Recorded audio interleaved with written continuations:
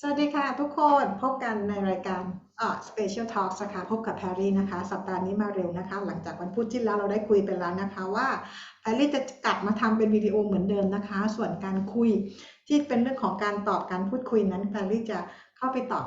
ในส่วนที่เป็นของเมมเบอร์นะคะใครสนใจก็เข้าไปสมัครได้นะเดี๋ยวแพรรี่ทำให้ดูนะคะสำหรับใครที่สนใจจะเข้าไปเป็นเมมเบอร์นะคะเดี๋ยวแพรรี่แชร์สกรีนให้ดูขั้นแรกนะคะก็คือว่าเข้าไปที่ในช่อง YouTube เนี่ยนะคะแล้วก็พิมพ์คำว่า Perry Beans นะคะแล้วกดที่รูป Perry หรือกดที่ตัวหนังสือก็ได้นะคะพอกดแล้วเข้าไปตรงนี้มันก็จะขึ้นตรงหน้าจอนี้ให้นะคะแล้วมีปุ่มคำว่า Join นะคะก็ไปกดที่ Join นะคะ Join พอเข้าไปแล้วเนี่ยก็ตรงนี้นะคะมีปุ่ม Join ให้ใช่ไหมคะเราก็กดเข้าไปได้เลยนะคะพอกดเข้าไปแล้วมันก็จะขึ้นหน้านี้ให้นะคะวิธีการชำระเงินนะมันเป็นเมมเบอร์ของช่อง YouTube นะคะก็เข้าไปได้มีทั้งให้จ่ายทั้งบัตรเดบิตบัตรเครดิตนะคะมีทั้งเครดิตแล้วก็เดบิตการ์ดนะคะมี Shopee Pay True Money Wallet แล้วก็มี PayPal นะคะพี่คนหนึ่งเขาเข้าไปจ่ายทาง True Money Wallet นะคะนี้พี่ก็บอกว่าอาจจะยากนิดนึงนะคะแพรรี่ก็ไม่เคยทำนะคะยังไงเพราะแพรรี่ส่วนใหญ่จะใช้บัตรเดบิตกับเครดิตเนาะใครที่สนใจเข้ามาแบบว่าคุยหรือคำถามส่วนตัวก็เข้ามาที่นี่ได้นะคะเดี๋ยวแพรรี่ขออนุญาต stop sharing ก่อนนะคะแล้วเรากลับมาพูดคุยกันต่อนะคะก่อนเริ่มรายการนะขอ detox นิดนึง สำหรับคนที่สั่ง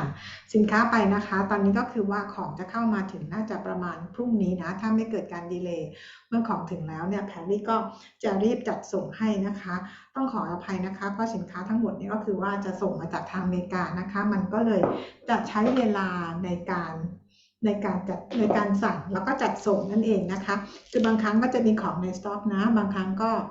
หมดสต็อกก็คือต้องสั่งก็ต้องรอนะคะส่วนตัวนี้นะเป็นตัวฟูบิกนะคะเป็นมีตัวที่ดีท็อกซ์ในตัวแล้วก็เป็นแร่ธาตุด้วยนะคะ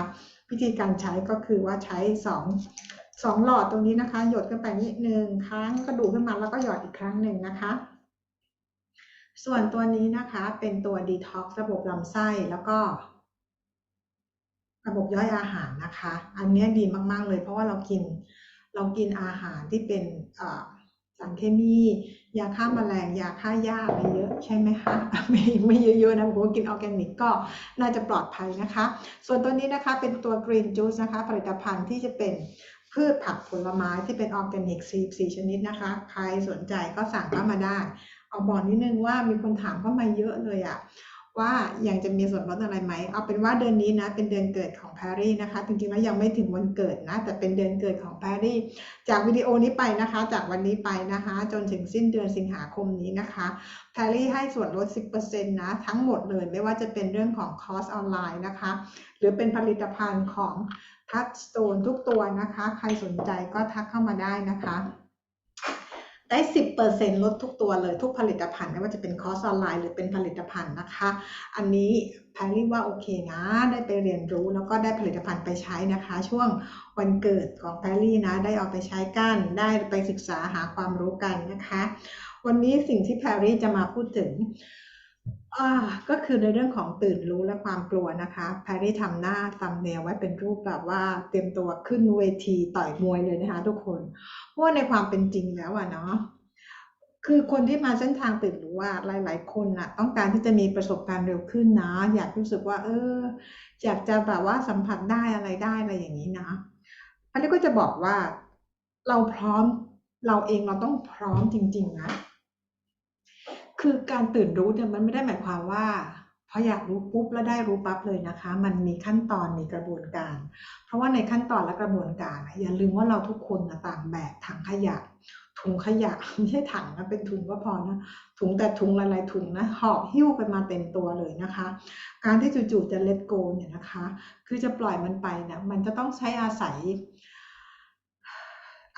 การเข้าใจเรียนรู้ความกล้าที่จะวางความกลัวนะทำไมแพรรี่ถึงใช้เหมือนกับว่าขึ้นเวทีในการที่จะต้องต่อสู้กับความกลัวเพราะว่าความกลัวเนี่ยมันมาได้ทุกทิศทางมาได้หลายรูปแบบและไม่จำเป็นว่าจะต้องมาทีละเรื่องทีละครั้งนะคะมันสามารถจะมาได้พร้อมกันทุกทิศทางแล้วมากันทีเดียวได้เลยนะ ใครที่อยากตื่นรู้อ่ะแล้วบอกว่าอยากจะมีประสบการณ์เร็วๆอันนี้ต้องตั้งรับดีๆนะคะแพรได้บอกทีนี้ไม่การพูดแบบนี้ก็ไม่ได้ให้ขู่ว่าให้กลัวอะไรนะคะเพียงแต่ให้เข้าใจเพียงแต่ว่าเข้าใจแล้วก็ค่อยเรียนรู้แล้วก็ยอมรับกับมันนะคะทีนี้แพรได้ถึงบอกเสมอว่าเวลาที่เรามาสู่เส้นทางของการตื่นรู้วิธีการที่แพรได้แนะนำเป็นวิธีการที่เซฟที่สุดอะค่ะเป็นวิธีการมันอาจจะไม่ได้เร็วดังใจหลายๆคนนะเพราะว่าถ้ามันเร็วไปมันก็จะไม่ดีกับตัวเราเองนะคะเพราะว่ามันจะหนักหลายๆเรื่องนะคะคือคือเวลาที่เราส่งสัญญาณบอกซอสไปเนี่ยนะคะบอกมีการเชื่อมต่อกับพลังงานของซอสเนี่ยเราบอกว่าเราพร้อมที่จะตื่นรู้ใช่ไหมคะซอสเองเนี่ยนะคะทำงานด้วยความรักซอสทำงานด้วยความรักยังไงทำงานด้วยความรักก็ในจุดที่ว่าก็ในเมื่อยูอยากตื่นรู้ใช่ไหมซอสเองก็จะจัดการให้ทุกอย่างเนี่ย อะไรที่มันถูกมันต้องมันควรซอสจะจัดให้ทุกอย่างโดยที่ซอสเองเขาเรียกว่าอะไรคะคือเราอยู่ในทางโลกใช่ไหมเราเป็นคนเรามีกายเนื้อเรามีสิ่งแวดล้อมเรามีสังคมเรามีอะไรต่างๆรอบๆตัวเราเนี่ยเป็นแบบนี้ถูกไหมคะแต่ขณะเดียวกันคือการมองโลกการมองโลกและการมองจักรวาลการมองความจริงของคนบนโลกกับการมองความจริงของบีอิงของต่างดาวของซอสหรือของสัตว์นามของอะไรต่างๆเนี่ยเขาไม่ได้มองเหมือนคนบนโลกนะคะแล้วเขาไม่ได้มีปัญหาเหมือนคนบนโลกฉะนั้นความจริงหรืออะไรต่างๆที่มันดีที่มันถูกต้องสำหรับของจักรวาลอาจจะยังไม่ใช่สำหรับชาวโลกนะคะทีนี้เราเองจะต้องมีการปรับในส่วนของเราที่เป็นชาวโลกของเราเนี่ยให้เราเข้าใจว่าวิธีการทำงานของจักรวาลและวิธีการคิดกระบวนการระบบเนี่ยเขาเป็นแบบไหนนะคะซึ่ง การจะรู้ตรงนั้นน่ะมันจะต้องเราเองในแพทย์ถึงบอกว่าเราต้องพร้อมและเราต้องปรับตัวคืออย่างที่บอกว่าพอเรามีการส่งสัญญาณเนี่ยนะคะบอกว่าเราพร้อมที่จะมีการตื่นรู้นะคะนั่นก็คือหมายความว่าซอสกำลังส่งพลังงานของความรักและความถูกต้องและความที่มันควรจะต้องเป็นทุกคนนึกออกไหมคะอะไรที่มันผิดไปอะไรที่มันผิดแผกผิดธรรมชาติของความเป็นซอสของความเป็นโคครีเอเตอร์ ซอสเองจะเข้ามาปรับเข้ามาจัดการให้ทีนี้เราเองเรามีสิ่งแวดล้อมสังคมต่างๆที่ภาวะมันเป็นลบเยอะขณะเดียวกันซอสไม่มีพลังงานของความเป็นลบเลยมันมีแต่ความพลังงานกลางพลังงานของความรักและพลังงานของความถูกต้องเมื่อทุกอย่างเข้ามาสู่ชีวิตของเรามาสู่เรื่องของความถูกต้องฉะนั้นแล้วอย่างอื่นมันจะกระเด็นออกไปจากชีวิตของเราทีนี้ในการกระเด็นออกไปเราเองเราไปยึดสิ่งต่างๆเอาไว้เพราะเราคิดว่านั่นเป็นตัวตนของเรานั่นมันเป็นชีวิตของเราถูกไหมคะทั้งที่มันเป็นมายาหรือมันเป็นสิ่งที่บางครั้งบางเรื่องเราก็รู้เองด้วยนะว่ามันไม่ใช่หรอกแต่ว่าเราก็ไม่อยากจะ let it go เราก็ไม่อยากปล่อยมันไปเราเองนั่นแหละที่ไปจับไปยึดให้พอมาสู่เส้นทางของการตื่นรู้พลังงานของซอสลงมาเลยโหลดลงมาในร่างกายของเราเลยนะคะซอสก็จะจัดการสิ่งที่มันถูกต้องให้สิ่งที่เป็นความรักอะไรให้มันก็เหมือนกับระเบียบวินัยอ่ะ อันนี้แพทย์เปรียบเทียบให้ฟังนะเปรียบเทียบให้ฟังเหมือนกับว่าเราอยู่ในจริงๆแล้วมันไม่ใช่เหมือนกับโรงเรียนประจำหรือเป็นค่ายทหารอะไรแบบนั้นนะแต่ว่าเราด้วยความที่เป็นโคครีเอเตอร์เมื่อเราต้องการกลับไปเป็นตัวตนที่แท้จริงเราเองก็คือจะต้องกลับไปอยู่ในระบบนั้นในกฎนั้นเองด้วยเช่นกันนะคะทีนี้กฎของซอสกฎของจักรวาลก็คือว่าอะไรคะรักและเคารพและความถูกต้องใช่ไหมคะซอสก็ส่งมาให้เลยว่าพลังงานของความรักและความถูกต้องนะเป็นยังไงเป็นแบบนี้งั้นสิ่งต่างๆที่มันไม่ถูกต้องบนโลกบางทีมันจะทำให้มันถ้าเราจำเป็นต้องทิ้งแต่ในการที่ทิ้งมันก็ต้องมีการเคลียร์ทั้งหมดก่อนถูกไหมคะทีนี้ไอ้ความการที่เราจะเคลียร์มันจะเกิดความสับสนในโมเมนต์ของเราอะไรต่างๆได้ความที่ไม่มีความที่มันไม่ถูกต้องผิดฟ้าผิดตัวไม่เป็นระเบียบไม่เป็นวินัยอะไรต่างๆเหล่านี้นะคะมันจะต้องค่อยถูกกำจัดออกไปจากชีวิตแต่มันก็จะมีริทึมมันก็มีจังหวะของมันเองนะคะในการจัดการพลังงานในการจัดการสิ่งต่างๆเหล่านี้แต่สำหรับคนบนโลกแล้วเนี่ยมันอาจจะรู้สึกว่ามันเยอะ แล้วก็เวลาที่ใช้ในการแก้ปัญหามันช้าแล้วก็ทำไมมันถึงไม่ไปไหนสักทีเพราะเราต้องการที่จะแก้ปัญหาเราต้องการที่จะกลับไปเป็นตัวตนที่แท้จริงของเราแต่เราก็มีความกลัวที่เราถือเรายึดไว้อีกเยอะมากมายฉะนั้นไอ้ความที่เรายึดเอาไว้อีกมากมายพลังงานของซอสก็จะลงพลังงานความกลัวของเราก็ยังมีอยู่มันเหมือนกับพลังงานจะลงเราตัวเราเองคือเราอยากตื่นรู้นะแต่ว่ามันเป็นจิตใต้สำนึกของเราและตัวตนเดิมของเราที่เรายังมีความกลัวอยู่คืออยากตื่นก็อยากตื่นกลัวก็กลัวมันก็เลยดันก็เลยต้านกันอยู่ฉะนั้นปัญหาต่างๆเนี่ยมันจะเอายังไงมันจะแก้ยังไงมันอะไรอย่างเงี้ยแล้วปรากฏว่าสิ่งต่างๆมันจะเข้ามาอีกเยอะแยะมากมายนะคะในเรื่องของการตื่นรู้เนี่ยฮะทุกคนมันจะต้องแพรรี่ไม่รู้ว่าเอ่อแต่ละแต่มีแพรรี่ที่พี่แพรรี่ฟังหลายคนนะได้มีประสบการณ์ดีๆและน่าสนใจกันเยอะมากนะคะอันนั้นคือแพรรี่ก็ยินดีด้วยนะคะค่อยๆฝึกค่อยๆปฏิบัติค่อยๆตามแพรรี่ไปนะคะแล้วนั่นแหละสิ่งต่างๆจะเกิดขึ้นมาที่หลายๆคนนะบอกว่ายังไม่เห็นมีประสบการณ์อะไรเลยแล้วก็อยากจะให้มันมีประสบการณ์เร็วๆทีนี้หลายๆคนที่บอกว่ายังไม่มีประสบการณ์อะไรเลยถามตัวเองว่าตัวเองได้วางความกลัวไปหรือยังได้วางความกลัวไปมากน้อยแค่ไหนนะคะการการวางความกลัวไปจะมากจะน้อยแค่ไหนก็ตามเนี่ยนะคะนั่นก็คือหมายความว่ายังไงคะถ้าเรายังคิดวนๆเรื่องเดิมแล้วเรายังไม่ไปไหนเลยนั่นหมายความว่าเรายังอยู่กับความกลัวเรื่องเดิมเราเองต่างหากที่ไม่ยอมวางความกลัวตรงนั้นทำไมแพรรี่ถึงบอกว่าเราเองต่างหากไม่ยอมวางความกลัวตรงนั้นเพราะเราคือใครคะเราคือ co-creator เราคือคนที่คิดเราคือคนที่สร้างโลกเราเป็นคนที่ co-create ในการสร้างโลกสร้างจักรวาลถูกไหมคะในเมื่อความคิดของเรายังเป็นความคิดแบบเดิมเรื่องเดิมตื่นมาก็คิดเรื่องเดิมทั้งวันก็คิดเรื่องเดิมก่อนจะนอนก็คิดเรื่องเดิมนั่นก็คืออะไรคะเพราะเราสร้างปัญหาเดิมๆเราสร้างเรื่องเดิมๆรอเราไว้ทุกวันนั่นเองหลายคนบอกว่าทำไมยังไม่หลุดจากปัญหาเพราะยังคิดถึงปัญหามันก็จะไม่หลุดจากปัญหาเพราะเราคิดทุกขณะปัญหาพลังงานก็สร้างให้เราทุกขณะเหมือนกันเพื่อรอให้เรามีปัญหาอย่างที่แพรรี่บอกว่าเราคือ co-creator เราคิดอะไรเรากำลังสร้างโลกแบบนั้นคือแพรรี่พูดอย่างนี้หลายครั้งนะคือถ้ามีคนเก็ตก็คือเก็ตเลยนะถ้าไม่เก็ตก็ยังคิดวนอยู่มันยังติดกับภาวะอารมณ์ยังติดอยู่กับภาวะปัญหาไม่ยอมวางโดยเฉพาะปัญหาเรื่องของโอเคเรื่องเงินเรื่องความรักอะไรอย่างเงี้ยนะคะ คืออย่างเรื่องเงินอะไรต่างๆอย่างเงี้ยเราก็คือจะคิดว่าเฮ้ยเราไม่มีเราไม่มีเราไม่มีเพราะเราคิดแต่ว่าเราไม่มีฉะนั้นซอสยังบอกได้ยินแต่คำว่าไม่มีในตัวเราซอสก็คือจะสร้างประสบการณ์ของความไม่มีมาให้ตัวเราคนนี้ก็จะแย้งอีกบอกว่าอ้าวแล้วความเป็นจริงอ่ะมันจะมีได้ยังไงมันจะแค่คิดแล้วมันจะเปลี่ยนโลกได้ไงอันนี้ไงฮะเพราะว่ามันถูกบล็อกเพราะว่ามันมีความกลัวที่ถูกบล็อกความกลัวตรงนี้ถูกบล็อกการเป็นตัวตนที่แท้จริงของแต่ละคน มันบล็อกการเป็นโคครีเอเตอร์ที่แท้จริงของแต่ละคนว่าเราแต่ละคนคืออะไรฮะเราแต่ละคนคือผู้ร่วมสร้างถูกไหมเราแต่ละคนคือโคครีเอเตอร์เราเองเรายังไม่เชื่อเลยว่าเราจะสามารถสร้างสิ่งต่างๆได้แล้วไอ้ความไม่เชื่อของเราอ่ะมันก็จะปิดกั้นว่าเราก็จะสร้างสิ่งต่างๆไม่ได้เพราะเราเองยังเชื่อว่าเราเป็นแบบนั้นเลยแต่ถ้าเมื่อไหร่ที่เราเชื่อว่าเราสามารถจะเปลี่ยนแปลงได้เราสามารถจะสร้างอะไรต่างๆได้เนี่ยนะคะมันก็จะเกิดการเปลี่ยนแปลงอย่างคนที่มีปัญหาเรื่องของการเงินอย่างนี้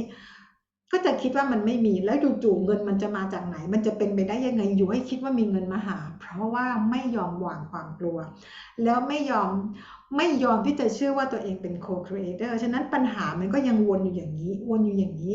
ทุกคนลองปล่อยตัวเองให้ฟรีให้ว่างจากความกังวลเลยนะแล้วให้คิดถึงแต่สิ่งที่ตัวเองได้อะสักอาทิตย์หนึ่งอะตัวเองจะรู้สึกว่าเบาสบายแล้วสิ่งต่างๆมันจะเข้ามานะคะ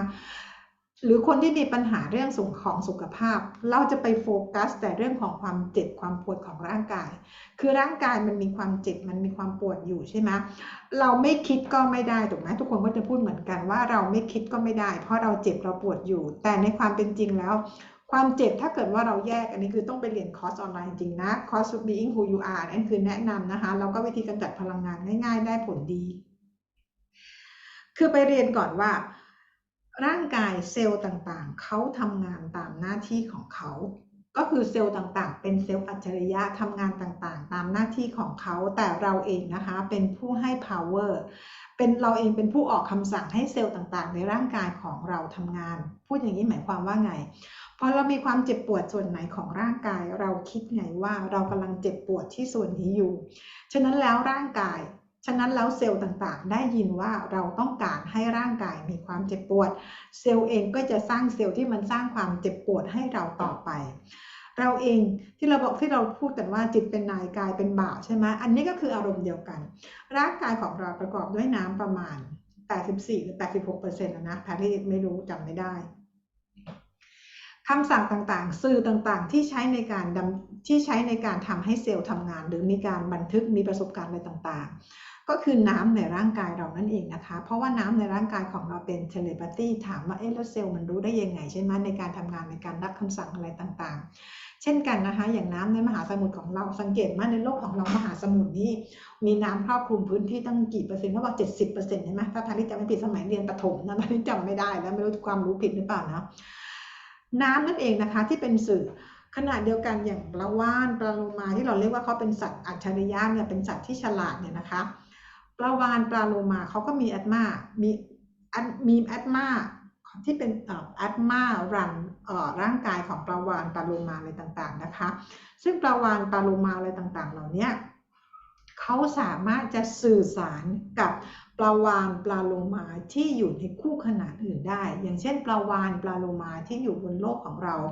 สามารถที่จะสื่อสารกับปลาวาฬและปลาโลมาที่อยู่ที่ดาวคู่ขนานที่โลกคู่ขนานอันดับที่3ของโลกหรือคู่ขนานอื่นๆได้อีกเพราะอะไรคะเพราะว่าเราใช้น้ำในร่างกายหรือน้ำในมหาสมุทรเป็นสื่อในการสื่อสารกันนะคะมันเป็นเขาเรียกอะไรเป็นมีเดียมนะคะเป็นสื่อที่เราใช้ในการสื่อสารกันเซลล์ในร่างกายของเราก็เช่นกันที่ใครก็เคยดูวิดีโอทดลองเรื่องของน้ำใช่ไหมที่เขาเปิดดนตรีเพราะๆให้ฟังเนี่ยก็คือว่าน้ำมันจะเป็นสื่อเป็นโมเลกุลที่มันสวยงามถูกไหมคะส่วนใครที่เอาน้ำไปวางในห้องที่มีกิจการกลด่ากันทะเลาะอะไรกันน้ำก็คือจะโมเลกุลของน้ำเนี่ยเขาเรียกโมเลกุลใช่ไหมมันก็จะมีรูปที่ผิดเพี้ยนไปไม่สวยงามนั่นเองนะคะเราเป็นco-creator ทุกคนรู้ไหมซึ่งแพรรี่ก็เป็นนะไม่ได้ว่าแพรรี่ไม่เป็นที่แพรรี่มาพูดเพราะแพรรี่เข้าใจทุกคนไงเพราะว่าตัวเองก็ผ่านเส้นทางมานี้ก็ยังต้องมีการเรียนรู้และจะต้องปล่อยวางแล้วก็ทำการศึกษาแล้วก็ฝึกตัวเองไปเรื่อยๆเหมือนกับทุกคนเช่นกันนะคะพอเรารู้ตรงนี้ทุกคนฟังรายการแพรรี่นะฟังกันมาตลอดฟังกันมาคุ้นฟังกันมารู้สึกว่าเราเข้าใจแต่เวลาที่เอาไปปฏิบัติปรากฏว่าพอถึงเวลาปฏิบัติจริงทำไมเรารู้สึกว่าเฮ้ยเราจำไอ้สิ่งที่เราเคยรู้เคยเรียนมาไม่ได้เพราะอะไรคะมันจะมีความกลัวมันจะมีระบบบันทึกในเซลล์ประสาทของเราใช่ไหมทำให้เรากระทำแบบเดิมๆจิตเดิมๆอย่างจิตใต้สำนึกของเราซึ่งเขาบอกว่ามันเป็นเรื่องแปลกนะคือจิตใต้สำนึกซึ่งเป็นตัวเราเองในสมองของเรานะสมองของเราเนี่ยเราจะมีที่เราเรียกว่าจิตสำนึกมันสมองเราใช้งานได้ประมาณ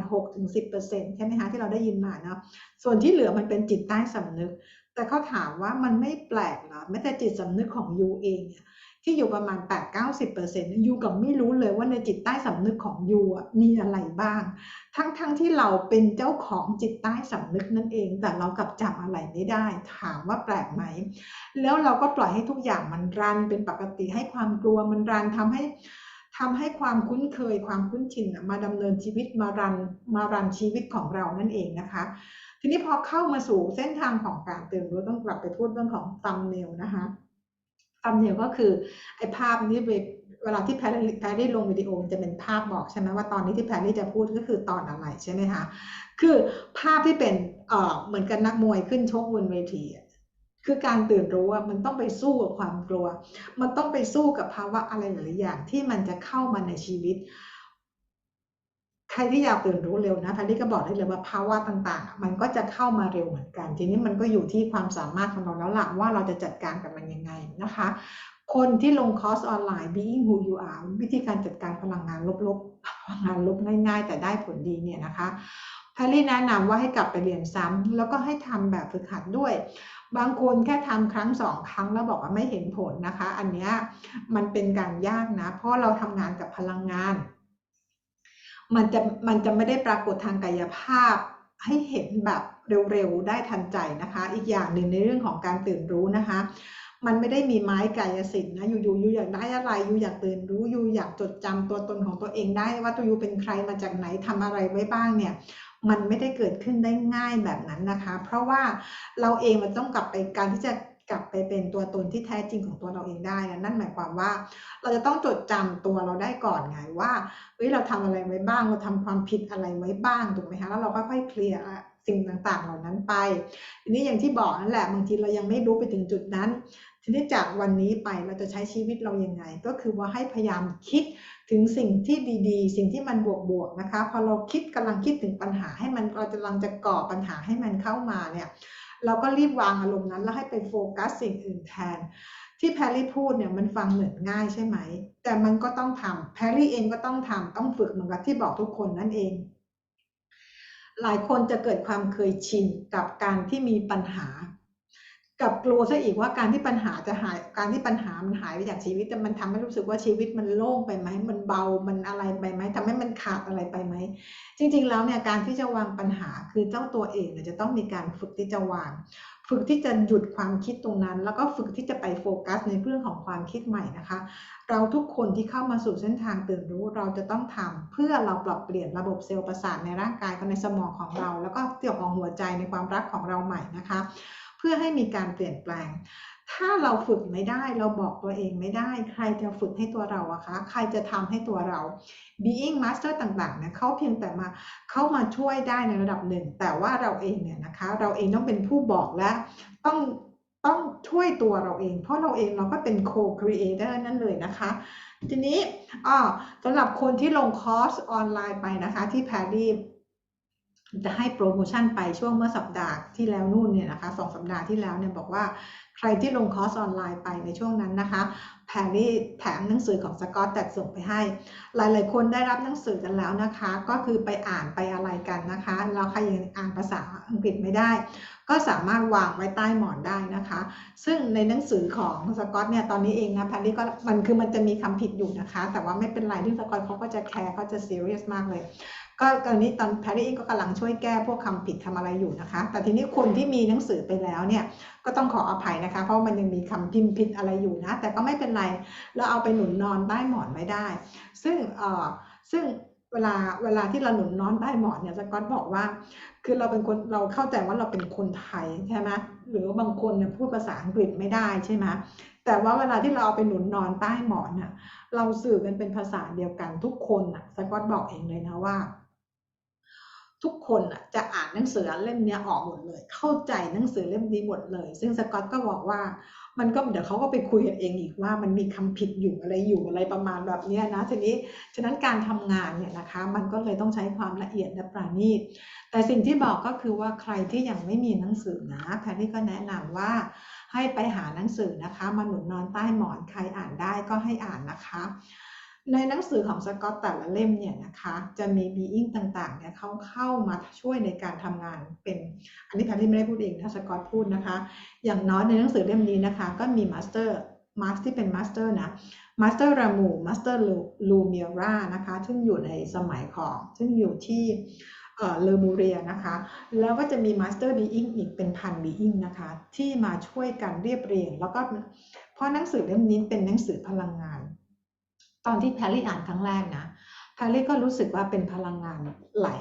ทีนี้ตอนแรกก็คิดว่าเป็นเพราะว่าเราอ่านครั้งแรกหรือเปล่าเราก็เลยมาซึมซับพลังงานเลยอย่างนี้ใช่ไหมคะทีนี้พอมาอ่านรอบที่2นะคะพลังงานก็ยังโหลดและไหลเหมือนเดิมนะคะทุกคนฉะนั้นแล้วเนี่ยใครที่ไม่มีหนังสือนะไปสั่งหนังสือนะคะเอามาหนุนนอนหรือก็เอามาอ่านไว้ก็ได้นะคะแล้วอย่างคนที่ในครอบครัวเราที่ใครที่เราอาจจะไปใครที่มีมากกว่า1 เล่มนะก็ลองเอาไปใส่ไว้ใต้หมอนแอบใส่ใต้หมอนให้เขาหนุนนอนแบบยี่แพรรี่บอกว่าเป็นทริคนิดนึงนะตอนกลางคืนนะพี่อิงบอกว่าอ๋อคนนี้ต้องการตื่นจัดการเอาแอปมาไปช่วยทำให้ตื่นรู้อันนี้คิดตัวเองนะไม่รู้ได้บอกว่าน่าจะได้นะแพรรี่ว่านะช่วยกันนะคะแล้วก็แล้วแพรรี่อยากจะถามเปิดตรงนี้เลยนะคะว่าตอนนี้แพรรี่ได้คุยกับสกอตคือต้องการที่จะพิมพ์หนังสือเนี่ยนะคะเป็นภาษาไทยแต่ว่าเราจะทำกันอย่างถูกต้องมีลิขสิทธิ์อะไรถูกต้องนะคะ ใครมีคำแนะนำนะคะไม่ว่าจะเป็นเรื่องของนักแปลหรือว่าวิธีการที่จะทำหนังสือแต่ทีนี้เนี่ยแพรรี่เองเนี่ยต้องบอกเลยนะคะว่าคือเราต้องการหาทุนนะคะสำหรับที่จะพิมพ์หนังสือแปลหนังสือเนี่ยให้กับคนไทยได้อ่านกันแต่ว่าเจ้าของเป็นของสกอตนะคะลิขสิทธิ์ทุกอย่างคือต้องทำทุกอย่างถูกต้องผ่านสกอตเพราะว่าเขาเป็นเจ้าของหนังสือแล้วก็เป็นเจ้าของลิขสิทธิ์บวกกับหนังสือทุกเล่มของสกอตที่แพรรี่บอกว่าเป็นหนังสือของพลังงานนะคะแล้วก็มีบีอิงต่างๆเขาเกี่ยวข้องกันมากมายเลยทีนี้การทำทุกอย่างเนี่ยก็คือว่าจะเป็นแพรรี่เหมือนกับเป็นคนที่ช่วยประสานงานมากกว่านะคะว่าสำหรับถ้าเกิดว่าใครนะคะมีทุนทรัพย์ต้องการที่จะช่วยให้คนไทยแล้วก็ช่วยให้เหมือนกับให้คนทั้งโลกเนี่ยนะคะได้มีการตื่นรู้แพรรี่คิดว่ามันเป็นสิ่งที่ดีมากๆเลยนะคะทุกคนจะเห็นกันทุกคนจะรู้สึกและเปลี่ยนแปลงได้นะอันนี้แพรรี่ก็บอกได้เลยไม่รู้จะออกมาในรูปแบบไหนนะคะแพรรี่ก็ตอบไม่ได้เพราะมันเป็นเรื่องของการที่พลังงานทำงานกับพลังงานนะคะถ้าใครสนใจนะคะที่จะเป็นนายทุนนะคะในการที่จะช่วยสกอตเนี่ยนะคะเป็นทุนให้สกอตเอาหนังสือเนี่ยไปทำเป็นภาษาไทยแต่แพรรี่ก็ต้องแจ้งก่อนนะคะว่าในการที่ถ้าเกิดว่าใครสนใจที่จะมาเป็นนายทุนในการพิมพ์หนังสือเนี่ยเหมือนกับว่าตรงนี้นะคะเราทำด้วยใจบริสุทธิ์จริงๆก็คือให้เพื่อที่จะพิมพ์ช่วยในการพิมพ์หนังสือจริงๆมันเหมือนกับว่าจะไม่ได้มีเรื่องของผลประโยชน์อะไรเข้ามาเกี่ยวข้องนะคะอันนี้แพรรี่บอกเลยเพราะแพรรี่ก็ไม่ได้มีส่วนได้ส่วนเสียกับตรงนี้นะคะเพราะแพรรี่เป็นเพียงคนกลางที่ช่วยเพราะแพรรี่เองต้องการที่จะเป็น co-creator นะคะและตอนนี้มันถึงเวลาแล้วที่โลกเราจะต้องเปลี่ยนได้เร็วขึ้นนะคะรู้ไหมว่าการเปลี่ยนแปลงตรงนี้พวกเราคนไทยทั้งหลายเนี่ยสามารถช่วยกันได้เลยนะคะ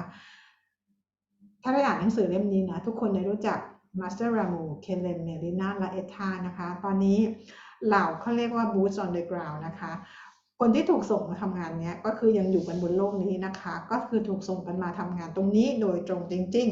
ๆฉะนั้นแล้วเนี่ยนะคะเราเองถ้าได้มีส่วนช่วยจากภาคจากประเทศไทยจากคนไทยกลุ่มหนึ่งเนี่ยนะคะสามารถช่วยทั้งโลกให้ตื่นรู้ได้พูดแล้วขนลุกเลยนะคะอันนี้จะดีมากๆเลยนะคะถ้าใครมีข้อมูลในเรื่องของนักแปลนักแปลวิธีการจัดการในการแปลหนังสือทำหนังสือในการพิมพ์หนังสือและการเซ็นสัญญากับเจ้าของลิขสิทธิ์แต่แพทย์ได้บอกได้เลยนะคะว่านายทุนตรงนี้เนี่ยนะคะมันเหมือนกับว่าเป็นทุนเหมือนกับเป็นทุนที่เราบริจาคเมื่อเราคนเขาทำงานสร้างโบสถ์สร้างกุฏิใช่ไหมก็คือให้เหมือนกับให้เปล่าเลยนะคะเพราะว่าตรงนี้มันเหมือนเป็นการที่ว่าเราต้องให้เจ้าของลิขสิทธิ์เขาเนี่ยเป็นคนจัดการแล้วก็ดูแลตรงนี้เองโดยตรงนะคะซึ่งพาริเองก็จะไม่ได้เข้าไปเกี่ยวข้องอะไรตรงนี้นะคะที่พูดอย่างนี้เพราะอะไรคะเพราะว่าในการทำงานตรงนี้เราไม่ต้องการที่จะเกิดปัญหาว่าเอ๊ะฉันให้อย่างนั้นฉันให้อย่างนี้ฉันจะมีสิทธิ์ตรงนั้นตรงนี้ไหมคือเราต้องการทำงานด้วยความรู้สึกว่ามันเคลียร์มันปลอดโปร่งแล้วก็ทำงานด้วยคนที่จะมาช่วยก็คือ consciousness เขาจะมีการเปลี่ยนเขาเข้าใจว่าเขามีจิตสำนึกในการที่จะช่วยเหลือจริงๆนั่นเองนะคะต้องการที่ให้โลกมีการเปลี่ยนแปลงจริงๆทีนี้ที่แพทย์พูดอย่างนี้หมายความว่าไงแพทย์จะอธิบายให้ฟังนะคะเวลาที่แพทย์จัดงานอะไรที่โรงแรมเวิร์กช็อปหรืองานอีเวนต์อะไรต่างๆเนี่ยนะคะอย่างเวลางานที่เรามีการออกเจอร์นี่กันที่โรงแรมเนี่ยนะคะมีคนมาเป็น70 80 90เป็นร้อยอะไรอย่างเงี้ยนะคะแต่ละครั้งเนี่ยเหมือนกับว่าแพรรี่โดยเฉพาะช่วงแรกๆนะเหมือนกับแพรรี่เป็นคนจัดทำคนเดียวทั้งหมดเลยแล้วพอมาที่งานก็คือจะมีพี่ๆน้องๆช่วยกันในเรื่องของเวลคัมแขกเวลคัมอะไรอย่างเงี้ยนะคะอันนี้ต้องขอบคุณเลยนะคะไม่ว่าจะเป็นน้องหยกพี่ตุ๊กติ๊กหรือเพื่อนเกดของแพรรี่นะคะหรือพี่ๆคนไหนพี่นายพี่แหม่มอะไรที่มาเขาคอยช่วยเหลือในการลงทะเบียนหรืออะไรอย่างนี้ก็แล้วแต่นะคะอันนั้นเป็นฟรีวิวที่เข้ามาช่วยแต่ที่แพรรี่จะบอกว่ามันจัดงานได้ราบรื่นโดยเฉพาะในเรื่องของ Awaken Hidden Truth เนี่ยนะคะในการช่วยคนตื่นรู้แพรรี่จัดงานได้สมูทมากเลยถ้าจะไม่มีปัญหาเพราะว่ามีพี่เขาถามแพรรี่ว่านี่ทำคนเดียวเลยเหรอนึกว่ามีทีมเยอะมากจริงๆแล้วแพรรี่ก็บอกว่าแพรรี่ก็ทำคนเดียวจริงๆนะเพราะเรื่องของเรื่องเนี่ยในการทำตรงนี้มันคือจะมีในเรื่องเพราะช่วยให้คนตื่นรู้มันจะมีซัพพอร์ตในเรื่องของทางพลังงานนะแพรรี่พูดถึงพลังงานนะคะในการที่จะเข้ามาช่วยให้คนได้ตื่นรู้ทีนี้สิ่งที่แพรรี่ทำสิ่งที่เราทำกันอยู่คนไทยนะเราตื่นรู้แล้วทุกคนเนี่ยเป็นส่วนช่วยในการที่ทำให้โลกเนี่ยมีการเปลี่ยนแปลงจักรวาลมีการเปลี่ยนแปลง ถ้าใครสนใจจะเป็นทุนในการที่จะให้จัดพิมพ์หนังสือแบบทุนแบบเหมือนกับให้เปล่าให้ฟรีเลยเนี่ยนะคะจะมีการจัดหานักแปลแล้วก็วิธีการจัดพิมพ์แต่วิธีจัดพิมพ์เนี่ยแพรรี่คือต้องคุยกับสกอตนะคะว่าเขาจะอะไรยังไงนะคะเพราะเขาเป็นเจ้าของลิขสิทธิ์นะแพรรี่บอกไว้เลยทีนี้ในการทำงานตรงนี้นั้นเราก็ต้องเข้าใจแล้วก็ respect ในกันและกันนะคะเพราะว่าคือคนไทยจะคิดว่าไหนๆยูก็จะมาช่วยในเรื่องของการตื่นรู้แล้วคือทุกอย่างทุกคนจะเอาแต่ใจจะทำอย่างที่ใจตัวเองต้องการไม่ได้เพราะว่าจริงๆแล้วเรายังอยู่บนพื้นฐานของการ respect ของการเคารพกันมากๆนั่นเองนะคะคือไม่ใช่ว่าคนคนหนึ่งทำเรื่องของการตื่นรู้คิดจะให้แต่เราอยู่ๆก็มาดึงมากอบมาโกยอย่างนั้นนะมันก็ไม่ใช่นะคะเพราะมันเป็นการ respect แล้วเราเองเราก็ต้องฝึกกันด้วยเช่นกันเพราะเวลาที่เราออกไปสู่จักรวาลแล้วเนี่ยนะคะคือต่อไปพอมีการเดินทางท่องเที่ยวในจักรวาลเราจะต้องเทรนตัวตนของเราให้เป็น being ให้เป็นต่างดาวในเรื่องของการ respect ในทุกๆพื้นที่เลยนะคะอันนี้คือเราต้องฝึกเราต้องเข้าใจเราจะต้องวางนิสัยของคนบนโลกออกเราจะต้องมีวิชั่นใหม่การมองชีวิตใหม่การเข้าใจอะไรใหม่ๆเนี่ยนะคะอันนี้แหละมันเป็นความท้าทายเหมือนกันนะสำหรับคนที่จะต้องมาสู่เส้นทางของการตื่นรู้ว่ามันเหมือนกันเราต้องวางความเคยชินนิสัยอะไรต่างๆเนี่ยนะคะอย่างแพรรี่เองมาทำตรงนี้มันก็มีบททดสอบ being อะไรต่างๆเขาก็คอยดูอะไรตลอดนะคะว่าได้ไหมผ่านไหมอะไรไหมเนี่ยนะคะเพราะว่าการทำตรงนี้มันคือการทำด้วยใจบริสุทธิ์คือการทำเพื่อต้องการที่จะช่วยในการตื่นรู้ครั้งนี้จริงๆนั่นเองนะคะสำหรับหนังสือแพรรี่ก็ฝากไว้ด้วยนะวันที่ลืมบอกเลยนะคะว่าวันที่25กันยายนนะคะวันอาทิตย์ที่25กันยายนมีการจัดออกเจอร์นี่ที่โรงแรมนะคะใครสนใจนะคะก็คือเป็นวิดีโอคอลกับสกอตเนี่ยนะคะใครสนใจก็จัดตารางเวลาของตัวเองนะคะลงทะเบียนได้ตั้งแต่วันนี้นะคะจนถึงก่อนวันที่25เล็กน้อยเดี๋ยวแพรรี่จะบอกในอีกครั้งหนึ่งนะคะว่าปิดรับลงทะเบียนเมื่อไหร่ก็น่าจะประมาณวันที่20-21กันยายนอะไรประมาณอย่างนั้นนะคะทีนี้กลับมาต่ออีกสักหน่อยนะคะในเรื่องของประสบการณ์ของการตื่นรู้นะคนที่เข้ามาตรงนี้เนี่ยนะคะจะต้องฝึกแล้วก็มีระเบียบวินัยฝึกที่จะอยู่ในความคิดที่ทำให้ตัวเองออกไปจากความเป็นลบให้ได้นะคะจริงๆแล้วการมีความคิดที่จะทำให้ตัวเองออกไปจากการเป็นลบนั่นหมายถึงว่าเราเองเราจะเป็นคนที่พยายามควบคุมimplant ของตัวเราเองไม่ให้ทำงานนั่นเอง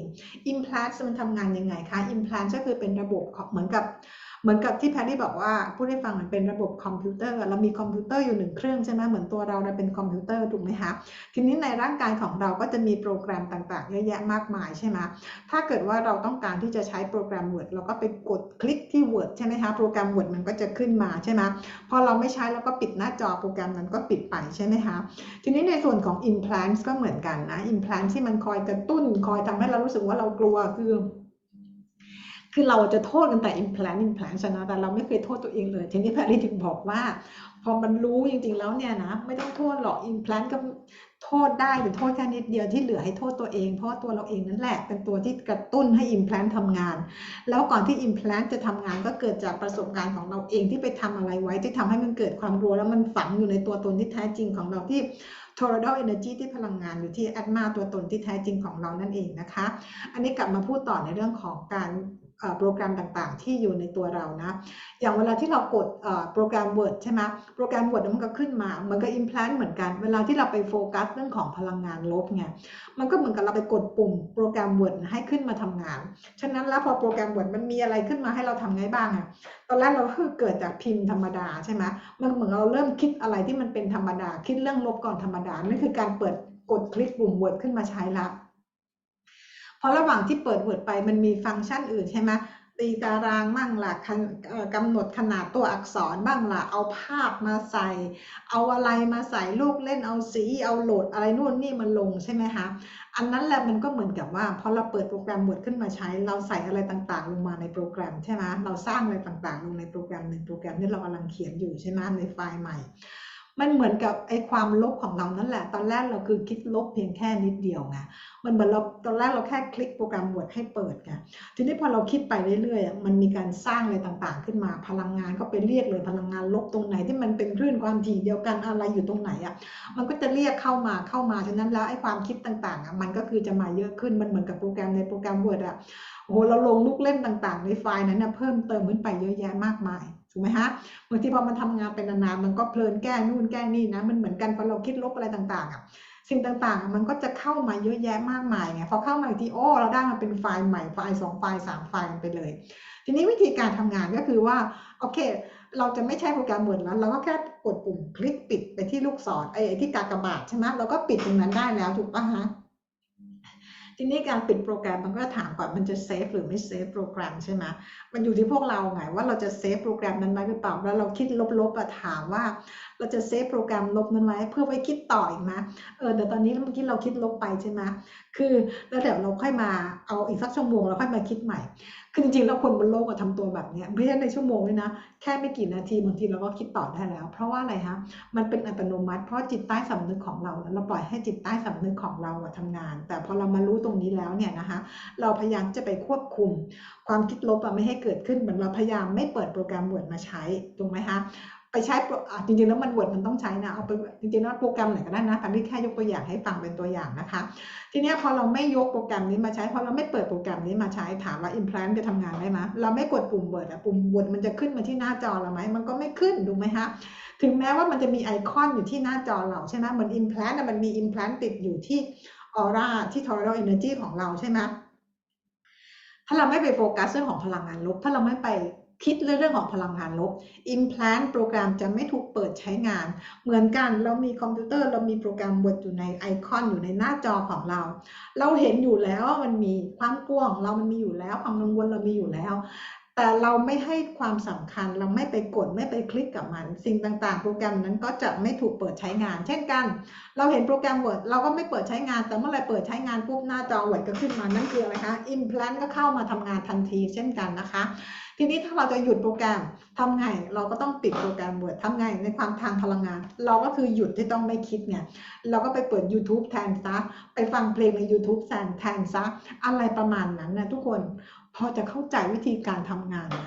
ว่าเราจะหลุดจากไอ้เรื่องของพลังงานลบตรงนี้เนี่ยได้ยังไงนั่นเองนะคะเอาล่ะแพรรี่ฝากวิดีโอนี้ไว้เพียงเท่านี้นะคะอย่าลืมนะคะเดือนนี้ถึงสิ้นเดือนสิงหาคมนะแพรรี่ให้โปรโมชั่นนะคะลด 10% ทุกตัวนะคะไม่ว่าจะเป็นคอร์สออนไลน์หรือว่าเป็นผลิตภัณฑ์ของ Touchstone นะคะวันนี้ขอบคุณมากนะคะฝากกดแชร์กดไลค์แล้วก็กด Subscribe ด้วยนะคะเราไม่มีการไลฟ์เหมือนวันพุธทุกพุธที่ผ่านมาแล้วนะคะวันพุธนะคะที่จะเก็บไปไลฟ์กับในสมาชิกนะคะแต่ก็คือจะเป็นเดือนละ2 ครั้งครั้งต่อไปแพรรี่นัดเอาไว้ก็คือจะเป็นพุธแพรรี่บอกว่าพุธไหนนะพุธที่14พุธนี้ป่ะเนี่ยน่าจะเป็นพุธนี้นะสำหรับเมมเบอร์ลืมแล้วเนี่ยเมื่อกี้เพิ่งทำรายการต้องขออภัยแล้วเราจะมาไลฟ์กันแทนนะคะในกลุ่มสมาชิกนะเพื่อจะตอบคำถามอะไรได้ดีขึ้นนะคะได้ไม่ได้ดื้อพอดีมีข้อความเข้ามาได้เป็นส่วนตัวมากขึ้นนั่นเองนะคะเอาล่ะวันนี้แพรรี่ขอบคุณมากเลยนะคะสำหรับการติดตามฝากกดแชร์กดไลค์กด Subscribe นะคะเจอกันในวิดีโอข้างหน้านะคะสวัสดีค่ะ